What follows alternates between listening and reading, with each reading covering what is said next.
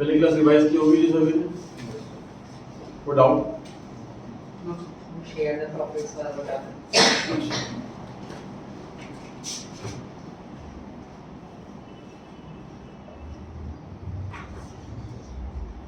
Share the profit definition में बात आई थी।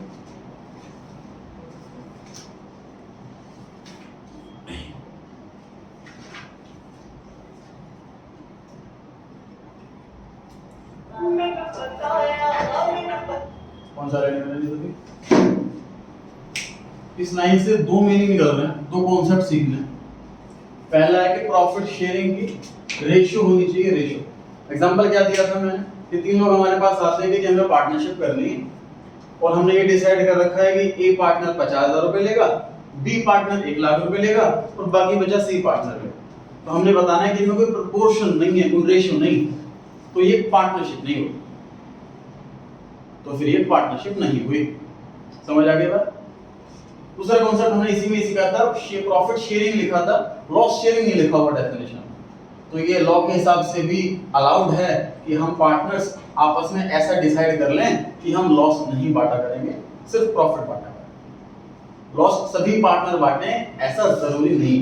एग्जांपल दिया था मैंने कि फ्रेंड सर्कल में एक ऐसा फ्रेंड है जो फाइनेंशियली वीकर सेक्शन से है, weak financially lower middle class family से, तो उसकी फैमिली में ये मना कर रहे हैं बिजनेस करने के लिए इसी वजह से कि अगर लॉस हो गया तो हम पहले से गरीब और गरीब हो जाएंगे।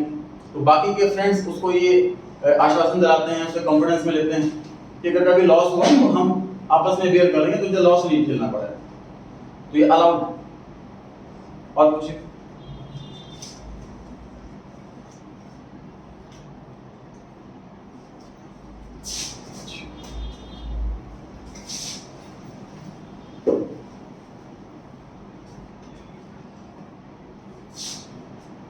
अच्छा जी, कुछ पॉइंट। एक तो संडे की क्लास में मैंने बताया था आपको पहले दिन कि 9 से 11 का मेरा पूरे साल का टाइम रहता है। 9 से 10 क्लास होती है और 10 से 11 टेस्ट होता है। पूरे साल का ये स्केड्यूल रहता है। अगर चैप्टर कंप्लीट नहीं हुआ तो 10 से 11 टेस्ट नहीं होगा, तो फिर आप 1 घंटा ही आओगे तो संडे को 9 से 10 क्लास के लिए, फिर 10 बजे चले जाओगे। अगर टेस्ट है, चैप्टर कंप्लीट हुआ, टेस्ट है, तो 9 से 10 क्लास और 10 से 11 टेस्ट। लेकिन जो अप्रैल का मंथ है इसमें मेरा लास्ट ईयर का बैच चल रहा है, क्योंकि इस साल जो है 12th क्लास के एग्जाम पोस्टपोन कर दिए गए हैं, मार्च की बजाय मई में होंगे। तो पूरी अप्रैल का जो 9 से 11 का टाइम है मेरा पुराने वाले 12th के बैच के लिए। तो इस महीने के लिए आपका संडे का टाइम यही टाइम है जो आपके बैच का टाइम है, 6 to 7। ठीक, इस महीने तो 3 संडे आने हैं, 11 तारीख को, फिर 18 तारीख को, फिर 25 तारीख को। तो इन तीनों संडे जो आपकी क्लास होगी वो शाम को 6 बजे होगी। चैप्टर कंप्लीट हो गया तो 7 से 8 टेस्ट होगा। ठीक है, सिर्फ इस महीने के लिए। मई से वापस से मॉर्निंग वाला टाइम रहेगा संडे को 9 से 11, 9 से 10 टेस्ट और 10 से 11, सॉरी 9 से 10 क्लास और 10 से 11। ठीक है। दूसरा है टाइमिंग से आपको 5 मिनट्स पहले आना है। मैक्सिमम बच्चे आए थे, जो लेट आए थे उनकी बात कर रहा हूँ। दूसरा है कुछ स्टूडेंट्स क्लास के बीच में मास्क नीचे कर लेते हैं, देखो ना करें वो, सबकी मेरी मजबूरी है, मैं ऑडिबल नहीं रखूंगा अगर मैं मास्क नहीं पहनूंगा तो आप सभी मास्क प्रॉपर कवर करके रखें। नोज कवर होनी चाहिए, मेन पॉइंट यही है। अगर नोज कवर नहीं है तो मास्क पहनने का फायदा है। दूसरा है जी वाटर बोतल अपनी लेकर के आएंगे। फ्रिज स्पेशल खरीदा हुआ था मैंने 2 साल पहले स्टूडेंट्स के लिए, इसमें बोतल्स पानी की रहती हैं स्टूडेंट्स के लिए, लेकिन लास्ट ईयर से जो है जितना कम टच हो एक दूसरे के साथ उतना बढ़िया है, तो वाटर बोतल फ्री लेकर के। तीसरा ये है कि आपको कभी भी अपनी तबीयत जरा से भी खराब लगे तो आप एब्सेंट रहेंगे। थोड़ा भी कफ लग रहा है, थोड़ी वीकनेस लग रही है, हल्का सा फीवर लग रहा है, थोड़ी भी तबीयत खराब लग रही है आपको, तो आप एब्सेंट रहेंगे, क्लास में नहीं आए। ठीक है जी, ये आप सबकी सेफ्टी के लिए। मैं खुद की बात भी करूं, मुझे भी अगर हल्की फुल्की भी तबीयत खराब लग रही है तो मैं क्लास ऑफ कर दूंगा उसे, भले मैं उसको बाद में कॉम्पेंसेट कर दूंगा एक्स्ट्रा क्लास से लेकर, क्योंकि इस टाइम सेफ्टी पहले रखनी। 8,500 केस हो गए दिल्ली के रोज। अपने ऐप की नोटिफिकेशन वगैरह ऑन रखें, कभी क्लास कैंसिल करनी पड़ जाए मुझे तो नोटिफिकेशन पर आपको आएगी। अगर नेट ऑफ है, नोटिफिकेशन नहीं आ रही है, आपको आगे वापस जाना पड़ेगा। ठीक, ये मुझे इन्फॉर्मेशन देनी थी। वापस चैप्टर कंटिन्यू कर रहे हैं। लास्ट क्लास में हमने पार्टनरशिप चैप्टर स्टार्ट करा। पार्टनरशिप में अभी हमने सिर्फ डेफिनेशन पढ़ी है। पार्टनरशिप की डेफिनेशन के अंदर उसके सारे कैरेक्टरिस्टिक्स आ गए थे। ठीक, आज एक छोटा सा कॉन्सेप्ट पढ़ रहे हैं, ध्यान से देखना, छोटा सा नहीं हालांकि बहुत मेजर है इस चैप्टर के लिए।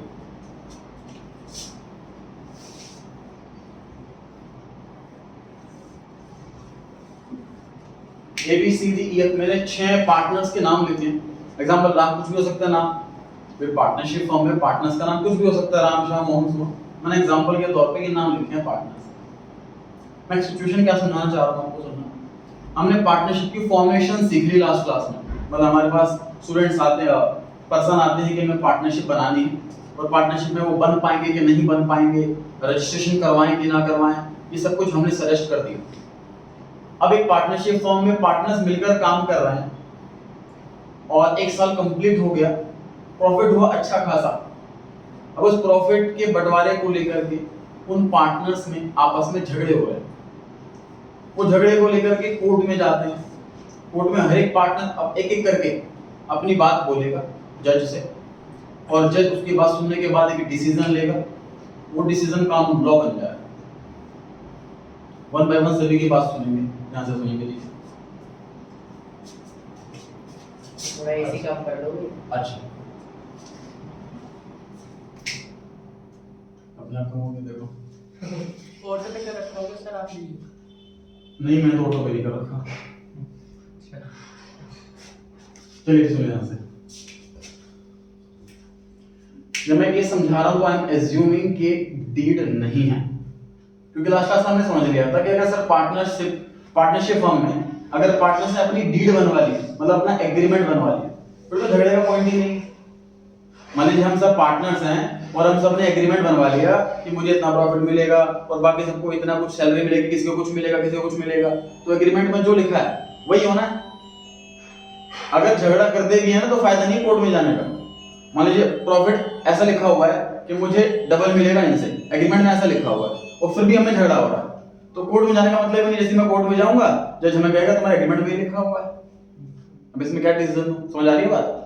तो झगड़ा होकर के अगर कोर्ट में जा रहे हैं तो इट मींस कि उनका एग्रीमेंट नहीं बना था, ओरल उनका एग्रीमेंट था। समझ आ गई बात? रजिस्टर्ड एग्रीमेंट नहीं था। हाँ, मिस्टर ए जाता है जज के पास, देखो क्या कहता है वो।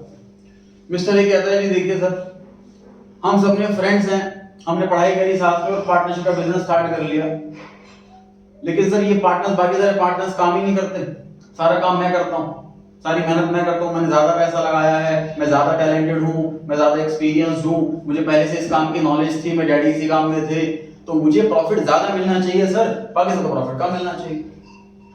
समझ आ रही है बात? मिस्टर ए जज से ये कह रहा है कि सर हमें एग्रीमेंट नहीं बनवाया, कोई इलीगल काम थोड़ी ना करा। अगर एग्रीमेंट नहीं बनाया तो कुछ इलीगल तो नहीं हुआ। अलाउ लॉ ने खुद अलाउ कर रखा था कि आप ओरल एग्रीमेंट कंटिन्यू कर सकते हैं, कोई दिक्कत ही नहीं। तो सर एग्रीमेंट हमने बनाया नहीं, लेकिन इस तरीके से सर ये प्रॉफिट मुझे ज्यादा मिलना चाहिए।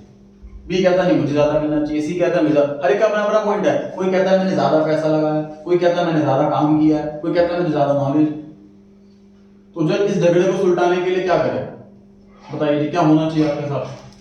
सर पार्टनरशिप डीड होनी चाहिए। नहीं प्रोडक्ट वो तो नहीं है, प्रॉफिट शेयरिंग रेशियो इक्वल होना चाहिए। सर उन्होंने ओरल एग्रीमेंट करवा रखा है, बस लेकिन रिटर्न नहीं करा हुआ। बिल्कुल सही। देखो जज पहला अप्लाई ये करता है कि भैया जो आपके एग्रीमेंट में, जो आपके डीड में लिखा हुआ है ना, वही मान लो, प्रॉफिट उस आपसे बांटो।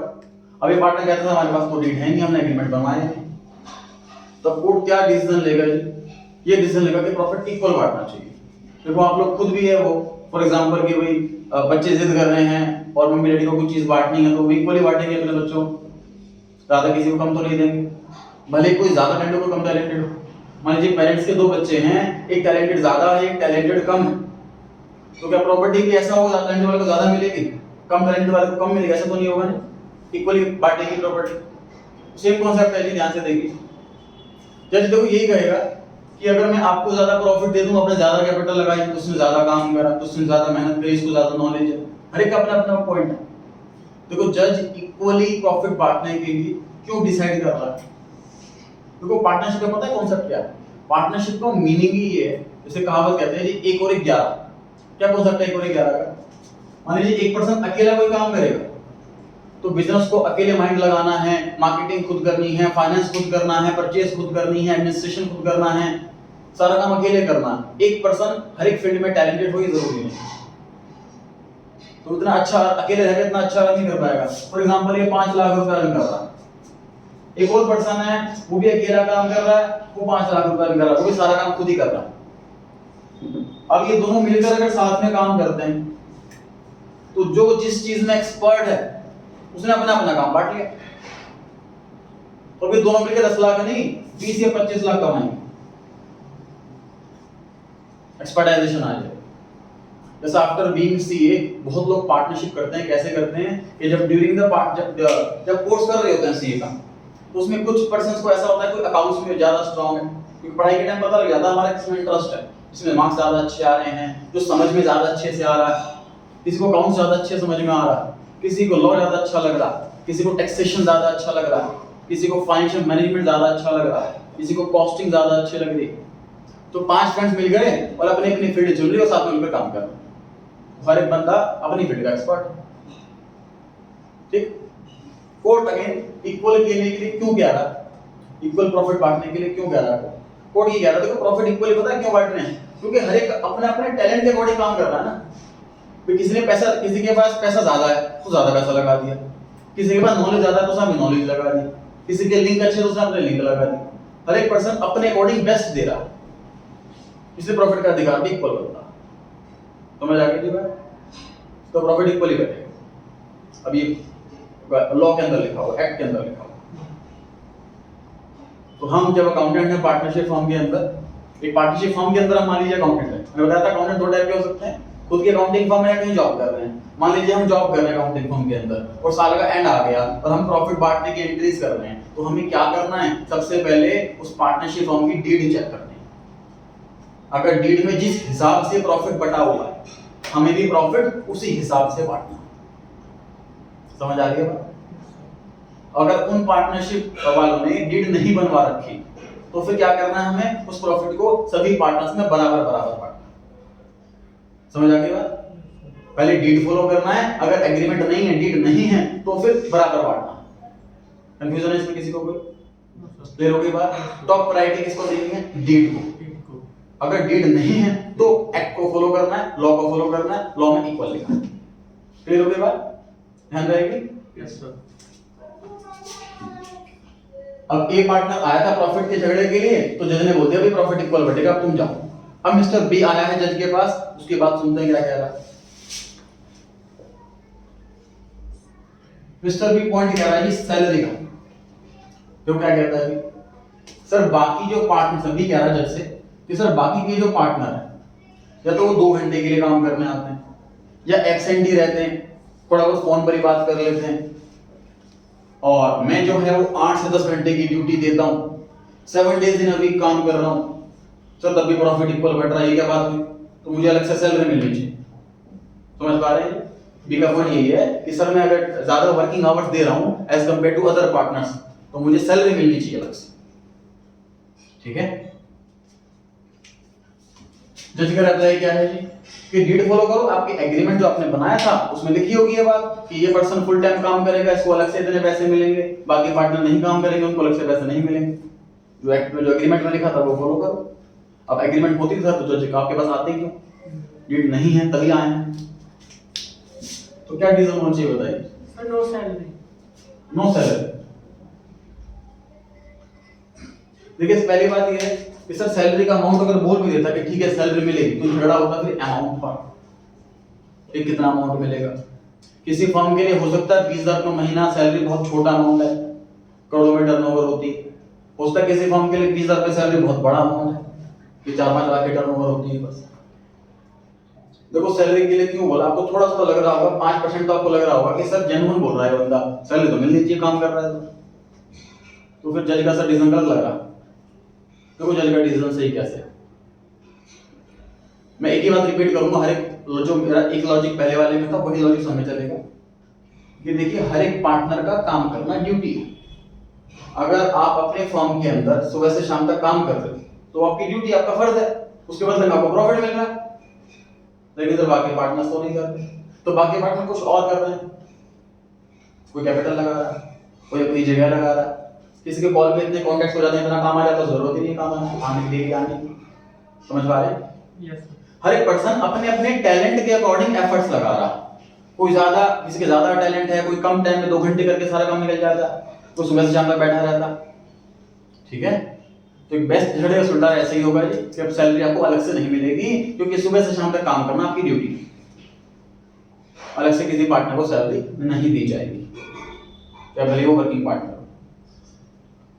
फिर टॉपिक्स में आता है कि सर ऐसे तो फिर वो आगे काम करेगा ही क्यों, तो आगे बंद करते काम करना। फिर पार्टनरशिप फर्म में हर एक पार्टनर 100% फ्री है, वो जब चाहे फर्म छोड़ सकता है या फर्म बंद भी कर सकता है। मान लीजिए 50 पार्टनर है, एक पार्टनर कहता है फर्म बंद करो, फर्म बंद करनी पड़ेगी। हर एक पार्टनर के पास कंप्लीटली राइट है फर्म छोड़ने का या फर्म बंद करने का। ये हो सकता है कि सर बाकी के 49 पार्टनर चाह रहे हैं कि हम तो सर कंटिन्यू करना चाहते हैं, तो वो फर्म बंद हो जाएगी, फिर 49 पार्टनर्स एक न्यू फर्म रजिस्टर करा लेंगे अपने नाम से, वो 49 कंटिन्यू कर लेंगे। ये तो पॉसिबल है। समझ आ रही है बात? तो आप किसी को भी ऐसा लग रहा है कि सर झगड़े का जो डिसीजन निकला वो उतना सही नहीं निकला, उस पार्टनर के साथ इनजस्टिस हुआ है, तो इस साल का प्रॉफिट तो ऐसे ही बांट ले, अगले साल से फर्म छोड़ दे, ये अगले साल एग्रीमेंट बनवा ले, डील बनवा ले। ठीक है, जो बेसिकली झगड़ा हो रहा है वो उस पर्टिकुलर ईयर के प्रॉफिट के लिए हो रहा है। एक पर्टिकुलर ईयर खत्म हुआ है, उसका प्रॉफिट कैलकुलेट हुआ है, वो प्रॉफिट कैसे बटे इस चीज के लिए झगड़ा हो रहा है। उस झगड़े का सुलझाना सीख रहे हैं हम कैसे होता है। अब नेक्स्ट ईयर से वो एग्रीमेंट बना लें या अपनी फर्म थोड़ी अलग अलग हो जाए, जैसे मर्जी कर लें। लॉ बनने से देखो फायदा क्या हो जाता है, लॉ बनने से फायदा ये हो जाता है कि हर चीज ना कोर्ट में नहीं जाएगी, हर चीज कोर्ट में नहीं जाएगी। मतलब एडवोकेट के पास जाएंगे तो पहले बता देगा सर लॉ में ये लिखा हुआ है, आप केस कर लो, तभी ये डिसीजन निकलना, फायदा नहीं केस करने का। समझ आ गई बात? अब तक हमने 2 चीज सीख ली सर कि प्रॉफिट शेयरिंग के लिए कभी भी झगड़ा हो तो प्रॉफिट इक्वली बंटना, सैलरी के लिए कभी भी झगड़ा हो तो किसी पार्टनर को कोई सैलरी नहीं मिलती, भले वो वर्किंग पार्टनर हो। क्लियर हो गई बात? Yes, sir. तो बी को वापस भेज दिया गया। अब मिस्टर सी जा रहे हैं पार्टनरशिप जज के पास डिस्कस करने के लिए कमीशन वाला। देखो मिस्टर बी क्या कहते हैं, मिस्टर बी ये कह रहे हैं सर कि सारी की सारी सेल्स जो है वो मैंने करी, हम कोई सेल्स का एजेंट बिठाते उसको भी तो कमीशन देना पड़ता, मुझे कमीशन देना चाहिए। सर अगर मैं नहीं होऊंगा तो 1 रुपए की सेल नहीं होगी। आप लोगों ने फाइनल अकाउंट चैप्टर पढ़ा, अगर सेल नहीं होगी तो ग्रॉस प्रॉफिट नहीं होगा, ग्रॉस प्रॉफिट नहीं होगा तो नेट प्रॉफिट नहीं होगा, तो प्रॉफिट होता ही नहीं सर फर्म में। अगर मैं सेल नहीं करता तो प्रॉफिट फर्म में होता ही नहीं, तो सर मुझे कुछ अलग से कमीशन मिलना चाहिए, एजेंट को भी तो मिलता। जैसे कि पहले रहता है हमेशा सेम रहता है भैया, एग्रीमेंट में आपके डेट में लिखा होगा 10% पार्टनर जितना भी कमीशन मिला वो ले लो, तो एग्रीमेंट नहीं, नो Commission. Logic sir. सिर्फ रिप्लाई सर एफर्ट्स लगाना आपकी ड्यूटी है। अगर आप में सेल्स का टैलेंट है तो ऐसा नहीं कि बाकी लोग खाली बैठे। अगर आप सेल कर पा रहे हो, आपने अपने टैलेंट से अपने लिंक से सेल करके दिखाया तो बदले में आपको प्रॉफिट मिल रहा है। अगर आप सेल कर रहे हो तो बाकी एडमिनिस्ट्रेशन कर रहे हैं या फाइनेंस देख रहे हैं या परचेज देख रहे हैं, बाकी खाली वो भी नहीं बैठे। तो आप अलग से एक्सपेक्ट करना कमीशन मिले वो गलत। वैसे तो पार्टनरशिप फॉर्म पढ़ी है हमने 11th क्लास में, तो उसमें पार्टनर को जो प्रोप्राइटर होता है प्रॉफिट तो मिलता है उसको, जबकि काम भी वही कर रहा है, कैपिटल भी वही लगा रहा है, सेल भी वही कर रहा है, मिलता तो प्रॉफिट ही है उसको। तो मेरा ये कह रहा है कि आप जो भी एफर्ट लगा रहे हो, जिस भी एंगल से लगा रहे हो, बदले में आपको प्रॉफिट मिल रहा है, तो वही आपका रिवॉर्ड है। आप सेपरेट एक्सपेक्ट नहीं कर सकते।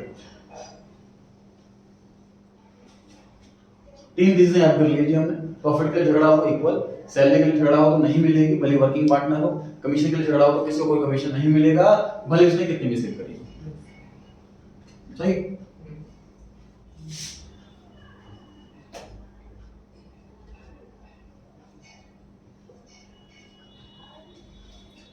मिस्टर डी ये आते हैं जी इंटरेस्ट ऑन कैपिटल के लिए। देखिए मिस्टर डी क्या कहते हैं कि सर मैंने कैपिटल लगाई 1 करोड़ और बाकी जो पार्टनर्स हैं किसी ने 2 लाख कैपिटल लगाई, किसी ने 5 लाख कैपिटल लगाई, किसी ने 10 लाख कैपिटल लगाई, 10 लाख से ऊपर किसी ने नहीं लगाया और मैंने अकेले ने 1 करोड़ रुपए कैपिटल लगाई, तो प्रॉफिट फिर भी अभी इक्वली बांट रही हूँ, गलत है। मुझे कुछ इंटरेस्ट तो मिलना चाहिए अलग से कि मैंने इतना पैसा लगाया। तो इस पॉइंट पे इनका पॉइंट है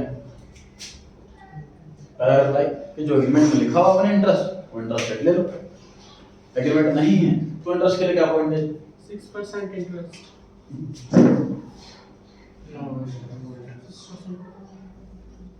नो इंटरेस्ट। आगे देखो लॉजिक क्या है इसका। जिसका कहना है कि कैपिटल लगाना हर एक पार्टनर की ड्यूटी है।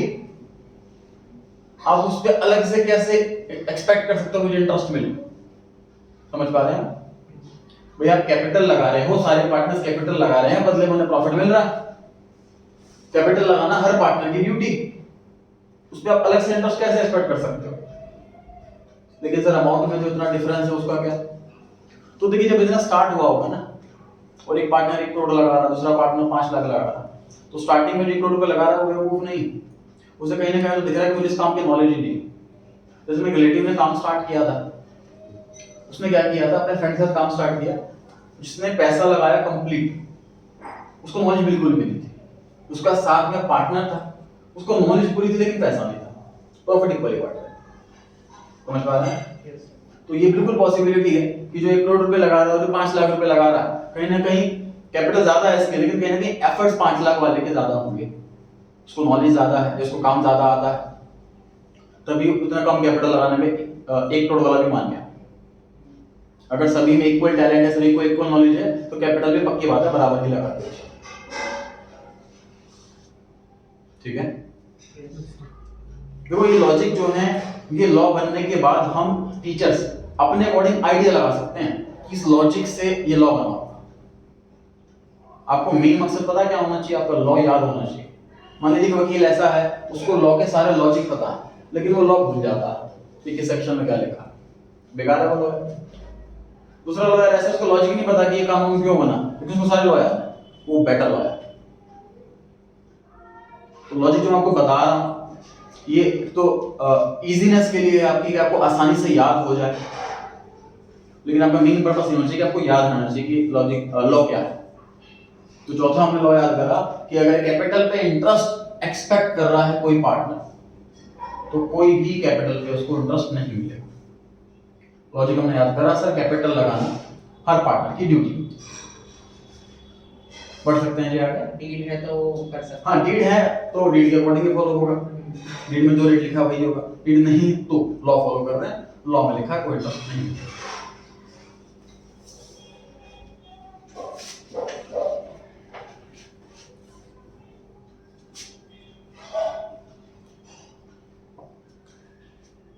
अब सुनिए मिस्टर ई आकर क्या कहता है।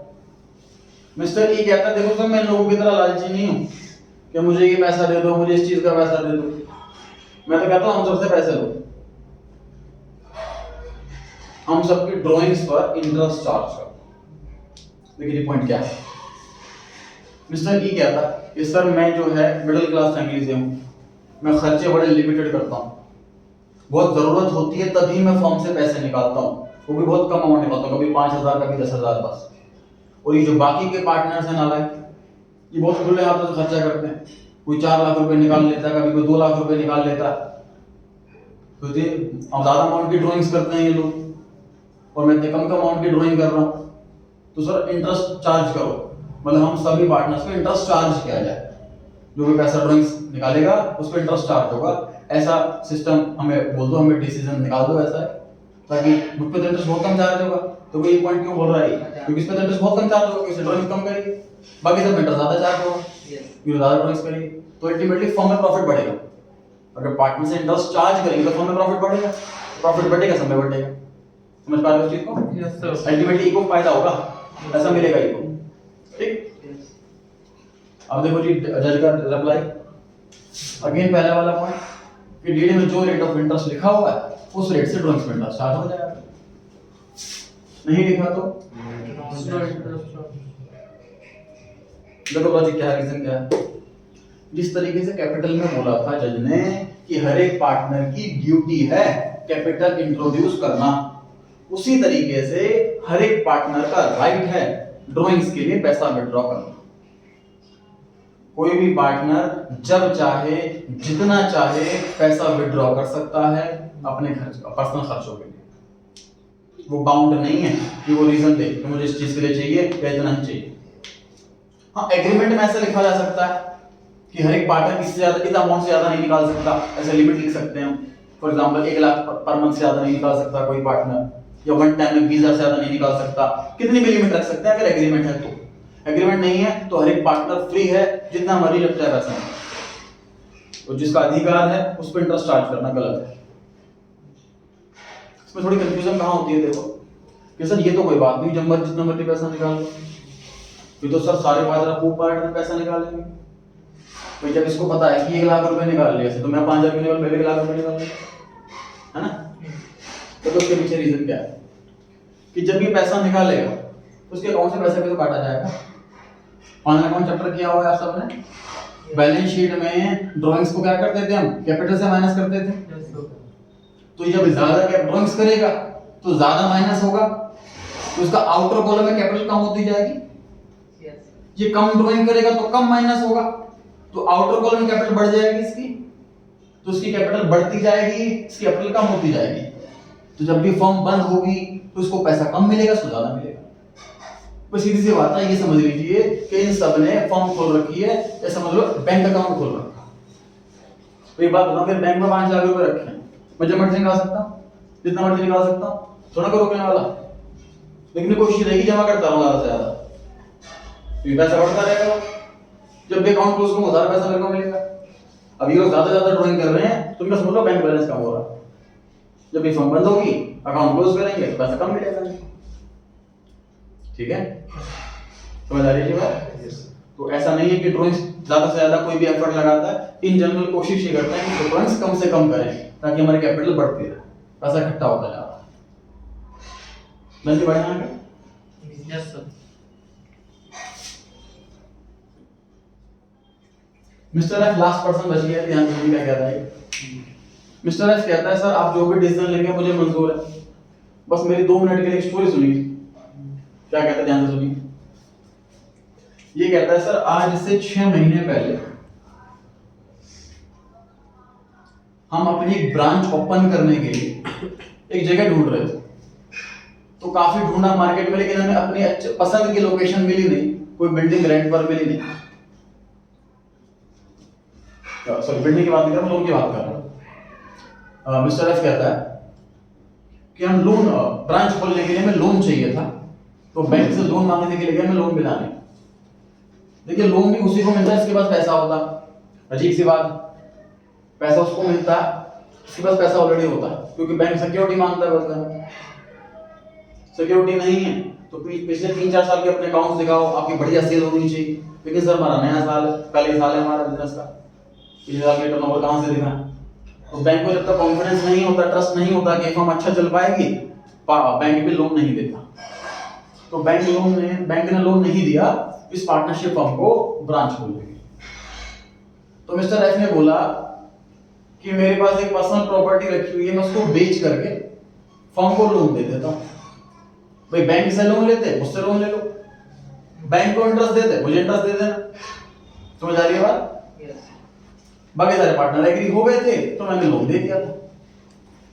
अब सर साल कंप्लीट हो गया और अब मैं चाह रहा हूं मुझे इंटरेस्ट मिल जाए।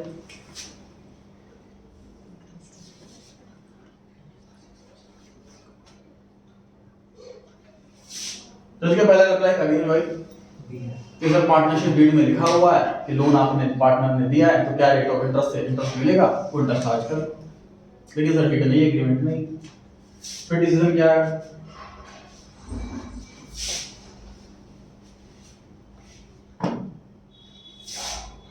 सर हमारा प्लेयर ये आ रहा था no interest no interest no interest. इस बार जज नो इंटरेस्ट नहीं बोल पाया।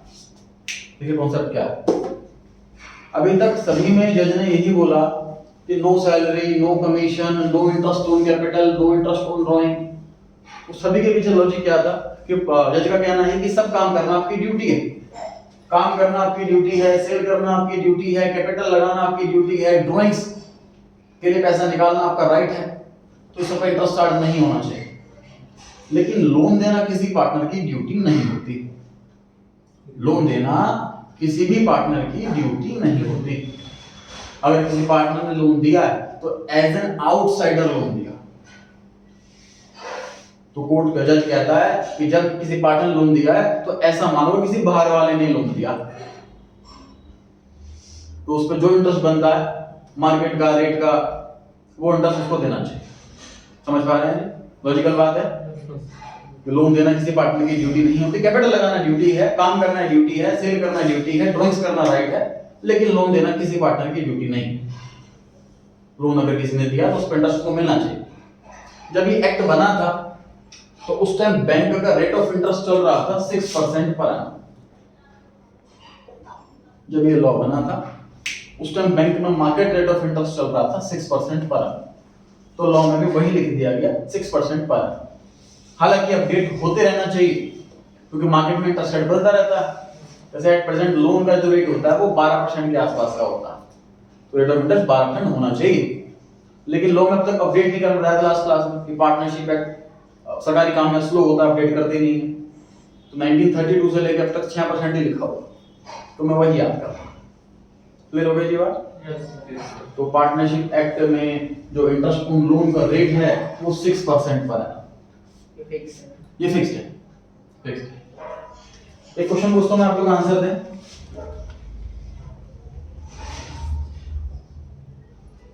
सर इंटरेस्ट ऑन लोन के लिए मान लीजिए डीड में लिखा हुआ है 10% और लॉ में लिखा हुआ है 6%, तो कौन सा दोगे, 10 या 6? आप अकाउंटेंट होंगे, 10 या 6? 10। कॉन्फिडेंस है सब? पक्का 10 देंगे, क्योंकि हमें फर्स्ट जो प्रेफरेंस देनी है वो डीड को देनी है। जज खुद कह रहा है ये बात कि अब जो डीड में लिखा हो वही करो, डीड में ना हो तो लॉ को पढ़ो। समझ आ रही है बात? दूसरा केस, सर डीड में लिखा हुआ है 5% और लॉ में लिखा हुआ है 6, डीड में लॉ से भी कम है, अब क्या करोगे? 5% डीड वाला। बल हमें ऐसा नहीं देखना सर जो हायर हो वो देना है, जो लोअर हो वो देना, ऐसा कुछ नहीं करना हमें। सर डीड में लिखा है 0% और लॉ में लिखा है 6%, क्या करोगे? 0 या 6 बताओ फटाफट। 0%। सर हमें डीड ही फॉलो करनी है, चाहे 0 हो, चाहे 6 से कम हो, चाहे 6 से ज्यादा हो। सर डीड है, डीड नहीं है और लॉ में लिखा है 6%, क्या करोगे? 6%। डीड नहीं है और लॉ में लिखा हुआ 6%, देंगे।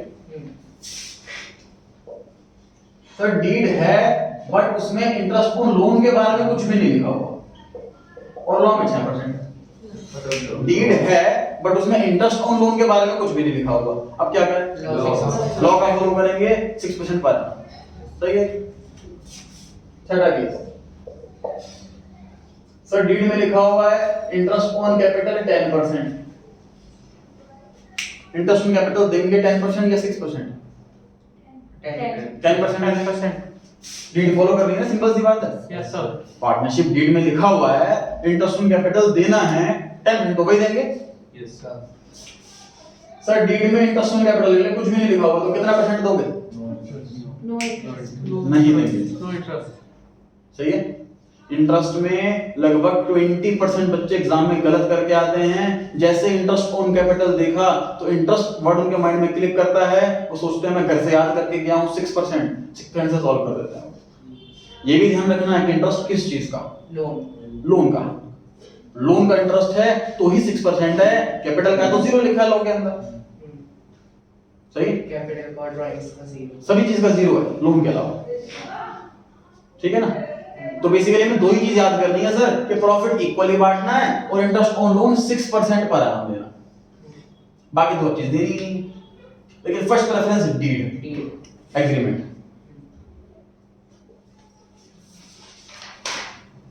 पेज नंबर 17 पढ़ेंगे, सबसे ऊपर दिया हुआ है।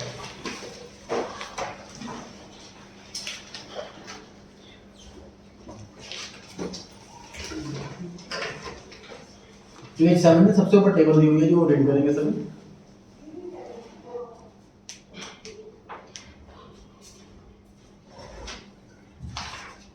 शेयरिंग ऑफ प्रॉफिट और लॉस, उसके सामने क्या लिखा हुआ है? इक्वली। प्रॉफिट हो तो भी इक्वल, लॉस हो तो भी equal. Second point, interest on capital के आगे लिखा है कि नहीं पे किया जाएगा। इंटरेस्ट ऑन ड्राइंग नहीं चार्ज किया जाएगा।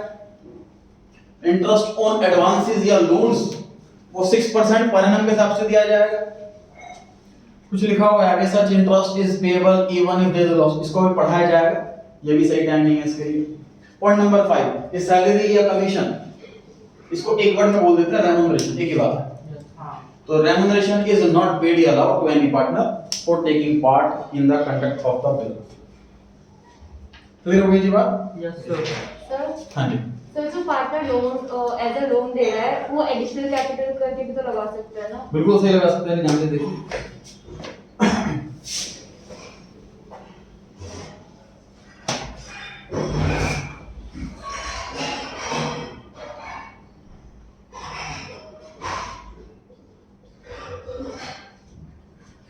तो डाउट सुनिए, तो तीन पार्टनर हैं, तीनों की कैपिटल इक्वल है 10 लाख ईच। अब फर्म में 5 लाख रुपए की और जरूरत पड़ गई, तो तीनों के तीनों पार्टनर बैंक पहुंचे लोन के लिए, लोन लेकिन पास नहीं हो पाया। अब मिस्टर बी के पास रखे हुए 5 लाख रुपए एक्स्ट्रा पर्सनल, तो मिस्टर बी कहता है जी मैं फर्म में लगा देता हूं, बाकी पार्टनर कहते हैं ठीक है। तो अब 5 लाख रुपए ये फर्म में लेकर के आया, तो हम अकाउंटेंट बी से क्या पूछेंगे, सर इसको कैपिटल में डालना है या लोन में डालना? तो बी पार्टनर बोलेगा कैपिटल में डालना, तो कैपिटल अकाउंट में डाल देंगे। इसकी कैपिटल 10 + 5 15 लाख हो जाएगी। अगर एग्रीमेंट में लिखा हुआ इंटरेस्ट ऑन कैपिटल मिला करेगा, तो इसको इंटरेस्ट ऑन कैपिटल 10 लाख पे मिलेगा, इसको 15 लाख पे मिलेगा, इसको 10 लाख पे मिलेगा। अगर इंटरेस्ट ऑन कैपिटल का एग्रीमेंट नहीं है तो इंटरेस्ट ऑन कैपिटल नहीं मिलेगा। क्लियर हो गई बात? मिस्टर बी कहता है कि नहीं कैपिटल में डालियो, ये अलग से दे रहा हूं मैं पैसे, ये लोन अकाउंट में डालियो, तो हम इसको लोन अकाउंट में डालेंगे। अगर डीड में लिखा हुआ है कि लोन पर इस रेट से इंटरेस्ट मिलेगा तो वही रेट फॉलो करेंगे। अगर डीड में नहीं लिखा या डीड ही नहीं है तो सिर्फ इंटरेस्ट रेट मिलेगा। तो बी तो कोशिश यही करेगा कि मैं एज अ लोन पैसा दूं। Yes sir. कैपिटल क्यों लगाऊं? सबने कैपिटल लगा रखी है, मैं एक्स्ट्रा कैपिटल क्यों लगाऊं? अगर फर्म को जरूरत है तो मैं लोन दूंगा। इसमें ऑब्जेक्शन उठा सकते हैं ए और सी बस। मान लीजिए मिस्टर बी कह रहा है, मान लो फर्म को जरूरत नहीं है इतने पैसों की, और बी कहता है मेरे पास पैसे फालतू पड़े हुए हैं, तो फर्म में मैं लोन लगा देता हूं, इंटरेस्ट वगैरह मिल जाएगा मुझे। ए और सी कहता है नहीं नहीं हमें लोन की जरूरत नहीं है, क्यों इंटरेस्ट भरे हम? ठीक है ना? तो ये पार्टनर्स आपस में डिसाइड करेंगे। प्रैक्टिकली जो मैं आपको स्टोरी सुना रहा हूं ना, ये स्टोरीज मैं आपको लॉजिकली समझाने के लिए बता रहा हूं, वरना इसका तो काम ही नहीं है हमारा। हम बिजनेसमैन नहीं है, हम मैनेजमेंट नहीं चला रहे, हम अकाउंटेंट हैं। हमें डिसीजन लेने के बाद बताया जाता है कि ये डिसीजन ले लिया, इसको रिकॉर्ड करो। अकाउंटिंग इज पास्ट, अकाउंटिंग अभी फ्यूचर की होती नहीं। तो ये पार्टनर आपस में डिसाइड करेंगे कि मुझे पैसा एज अ एडिशनल कैपिटल लगाना है और एज अ लोन लगाना है। हमें तो बताया जाएगा, हमारा काम डिसाइड करने का है। क्लियर हो गई जी बात? Yes sir. और कोई डाउट?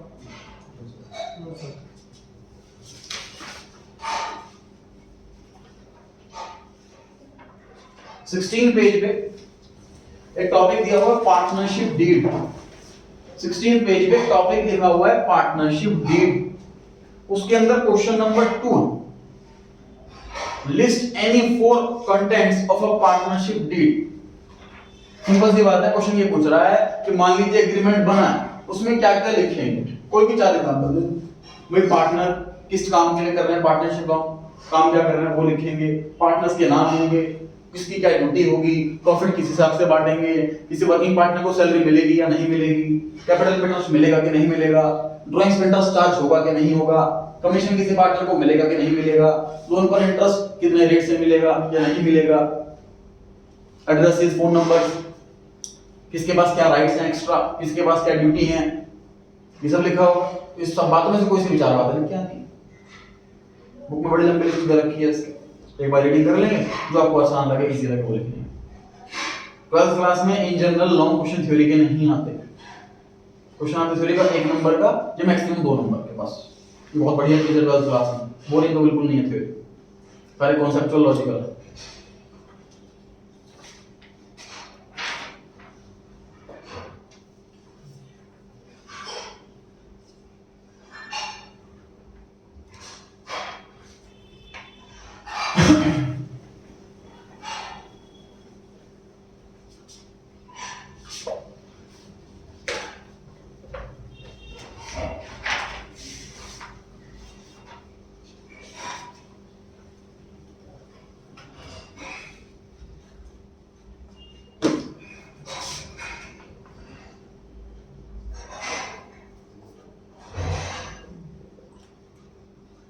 छोटा सा कॉन्सेप्ट सीख रहे हैं।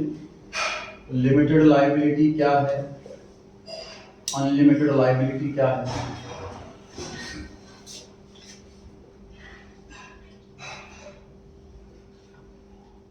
Proprietorship, partnership, company.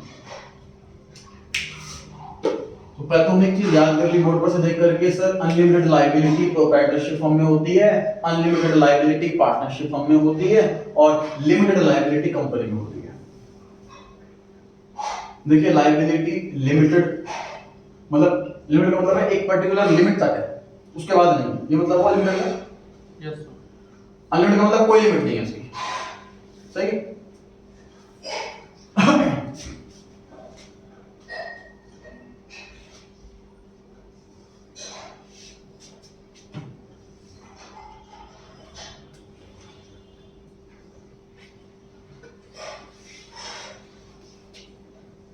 Capital 4 crore और लायबिलिटी 6 करोड़। ध्यान से देखिए, बैलेंस शीट देखकर आपको आइडिया लग रहा है कि सर बिजनेस का जो ओनर है उसने अपनी जेब से 4 करोड़ रुपए लगाए हैं, उसने 6 करोड़ रुपए का लोन लिया है, टोटल 10 करोड़ रुपए बिजनेस में इन्वेस्ट कर रखे। समझ पा रहे हैं अपना बैलेंस शीट देख करके? अब सर ये पैसा जहां पर भी लगाया वो पैसा सारा डूब गया। सपोज जो असेट्स खरीदी, आग लग गई फैक्ट्री की, सब कुछ जल गया, जिसको सामान बेचा वो इंसॉल्वेंट हो गया, सारा पैसा बर्बाद हो गया। समझ आ रही है बात? इन सबको बेच करके मुश्किल से सिर्फ 1 करोड़ रुपए मिल पाया। 10 करोड़ की असेट 1 करोड़ रुपए की जगह, बिजनेस हो गया बंद। तो 1 करोड़ रुपए हम लायबिलिटी वालों को देंगे, पक्की बात है, इसको तो नहीं देंगे। बाहर वालों का पैसा पैसा चुकाएंगे, है ना? अब इसके 1 करोड़ रुपए दे दिए हमने और इसका 5 करोड़ रुपए बैलेंस रह गया, सही। अब ये 5 करोड़ रुपए मांगने के लिए इसका घर तक जा सकता है कि नहीं जा सकता, यहाँ क्वेश्चन मार्क है। इस 5 करोड़ रुपए के चुकाने, इस पैसे को लेने के लिए, वसूली के लिए इनके घर तक जा सकता है, यहाँ नहीं, या नहीं जा सकता, यहाँ क्वेश्चन मार्क है। तो देखिए जी कॉन्सेप्ट क्या है। पहले जो होता था बिजनेस वो प्रोप्राइटरशिप फर्म ही होती थी। थोड़ा बड़े लेवल पर काम होने लगा तो पार्टनरशिप फर्म होने लगी। तो पार्टनरशिप फर्म तक ही था बहुत सालों तक बिजनेस, या तो प्रोप्राइटरशिप या पार्टनरशिप। अगर पैसा डूब गया किसी का, 5 करोड़ रुपए इसको चाहिए, तो ओनर के घर जाएगा, ओनर को बोलेगा 5 करोड़ रुपए दो मेरे को, वो नहीं दे रहा तो कोर्ट के पास जाएंगे, कोर्ट इसको ऑर्डर करेगा कि आपकी वजह से लॉस हुआ है, आप 5 करोड़ रुपए चुकाओ। आपके पास जितनी प्रॉपर्टी है, घर है, बंगला है, कार है, ज्वेलरी है, कैश है, बैंक बैलेंस है, एफडी है, सब कुछ वसूल कर इसको पैसे चुकाओ। कोर्ट का ये ऑर्डर होता है। प्रोप्राइटरशिप में भी, पार्टनरशिप में भी। जब काम बड़े होते हैं, ध्यान सुनो, जब ये काम बहुत अच्छे स्केल पर होता है, मतलब अरबों रुपए की इन्वेस्टमेंट, तो वहां कोई भी पर्सन इन्वेस्टमेंट करने से डरता था।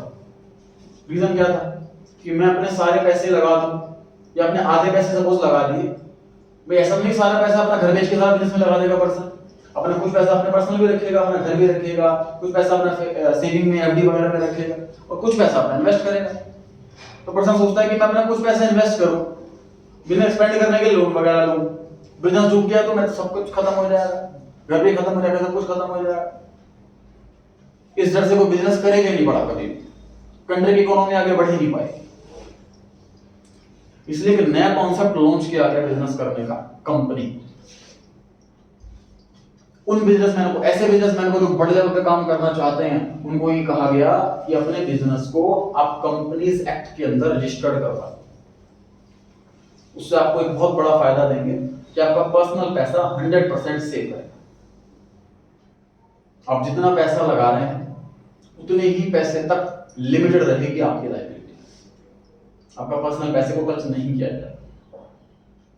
तो सर ये इनके साथ गलत नहीं सर, अगर लोन भी हो तब भी मतलब जैसे भी आपने बताया कि इसको 5 करोड़ का ये रह गया इसका, नहीं, इसका तो इसके बात कर रहे हैं ना। हाँ। जैसे इसमें 4 करोड़ रुपए लगाए थे, वो तो उसका डूब गए, इसका डूब गए, उसके पर्सनल पैसा नहीं टच करेगा।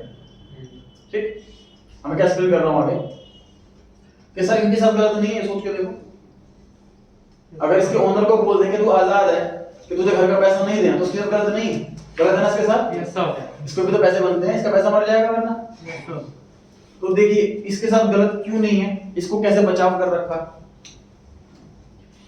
जो ओनर है उसको बोला कि भाई जब तू कंपनी एक्ट के अंदर रजिस्टर्ड करा लेगा ना, मान लीजिए इसका नाम था राम एंटरप्राइजेस या राम स्टोर, सिंपल नाम रखता हूं, इसकी दुकान का नाम था राम स्टोर। इसको बोला जब भी तू कंपनी एक्ट के अंदर रजिस्टर्ड कराएगा तो अपने नाम के आगे एलटीडी या फिर फुल फॉर्म लिमिटेड, ये इनमें से कोई एक वर्ड जरूर लगाएगा, कंपलसरी। ठीक, इसको बोला जब भी तू कंपनी एक्ट के अंदर रजिस्टर करा लेगा तो तेरे लिए कंपलसरी है कि तेरे नाम के आगे लास्ट में ये वर्ड जरूर होना चाहिए। तो इससे फायदा क्या होगा, इससे फायदा ये होगा जब ये पर्सन 6 करोड़ रुपए का लोन दे रहा था उसी टाइम इसको दिख जाएगी ये बात, इसके लास्ट में तो लिमिटेड वर्ड लिखा हुआ, तो इसकी पर्सनल प्रॉपर्टी को टच नहीं किया जा सकता। तो मैं इसको तभी लोन दूं जब इसकी खुद की कैपिटल इतनी ज्यादा हो, ये पैसा काफी हद तक डूब भी जाए, तब भी मैं सेफ रहूंगा। एग्जांपल देखो, मान लीजिए कैपिटल लगी हुई है इसकी 50 करोड़ और ये लोन मांगने के लिए गया 5 करोड़ रुपए का, उनको लगेगा कि 5 करोड़ का लोन तो हमारा वसूल हो ही जाएगा, तो कंपनी के अंदर 50 करोड़ रुपए लगा हुआ है, पैसा डूब गया, आधा रह गया, 1/4 रह गया, तब भी हमारा पैसा तो रिकवर हो ही जाएगा। अब इसको सेफ्टी लग रही तो ये पैसा लोन दे देगा, अगर सेफ्टी नहीं लगेगी तो लोन नहीं देगा। ठीक है, इनको ऐसे सेव कर देगा। समझ पा रहे हैं? लॉ को हर एक का पॉइंट ऑफ व्यू देखना होता है, बिजनेस के ओनर का भी और लोन देने वाले का भी। सही, तो जो कंपनी है उनको अपने नाम के आगे लिमिटेड या एलटीडी डॉट ये जरूर टर्म इस्तेमाल करेगी ताकि पैसा जो देने वाला है वो अलर्ट हो जाए, वो उधार दे तो सोच समझ के दे, और कंपनी की जो लायबिलिटी रहेगी वो लिमिटेड रहेगी। और proprietorship partnership generally small level या मीडियम लेवल पर होती है, बंदा अपने बजट के अकॉर्डिंग पैसा लगाता है, कोई करोड़ रुपए की इन्वेस्टमेंट नहीं करता, करोड़ रुपए का लोन नहीं लेता, इसलिए आज भी इसमें लायबिलिटी जो है वो अनलिमिटेड है। न्यूज में देखते हैं हम जो वालिया वगैरह है, जो मतलब किंगफिशर के जो है भाई करोड़ों रुपए का लोन करके बैंक का और गायब हो जाते हैं और तब भी ऐशो आराम में रह रहे हैं। उसके पीछे जो लीगली वो कैसे ऐशो आराम में रह रहे हैं, लीगली भी वो इसी वजह से रह रहे हैं कि लिमिटेड लायबिलिटी। भाई करोड़ों रुपए का लोन ले रखा है तो कंपनी के नाम पे ले रखा है, कंपनी डूब गई तो लोन देने वाले का पैसा डूबा, उनका पर्सनल पैसा तो सेफ है, उसको लोन टच कर सकते हैं। समझ आ रही है बात?